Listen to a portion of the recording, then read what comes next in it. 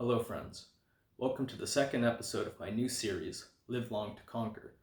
In this episode I'll be discussing selective androgen receptor modulators as a pharmacological intervention for muscle wasting in ongoing clinical trials.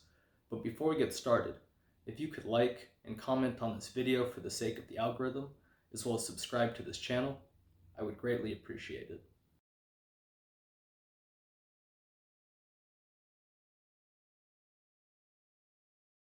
Patients with chronic diseases often experience skeletal muscle wasting as a side effect of their illness.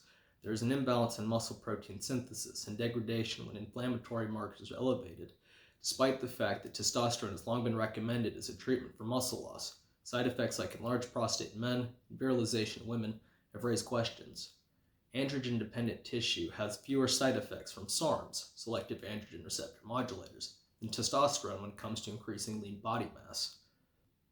There is a discussion in this review about the current clinical development of SARMs and their efficacy in enhancing both body composition and physical function. Articles from PubMed.gov were used to compile this study. SARMs are a novel class of drugs that fill a void for effective and potentially safer anabolic compounds. When it comes to improving physical function and muscle strength, results from phase 2 clinical trials of SARMs have been mixed.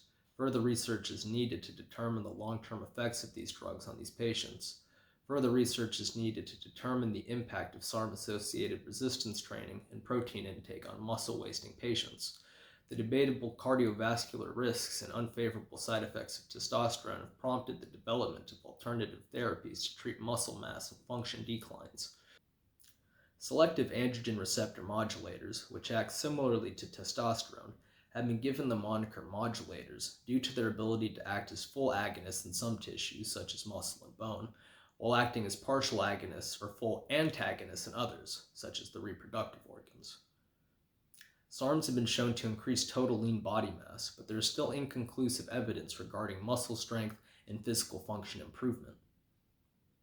Although the side effect profile of SARMs is similar to that of testosterone, being reduced HDL, hepatotoxicity, and hypothalamic pituitary gonadal axis suppression, these alterations occur to a much lesser extent with SARMs when compared to testosterone. There is still a need to determine the effect of resistance training and protein intake, both of which are well-known interventions for promoting changes in muscle strength and mass in the treatment of patients with muscle wasting.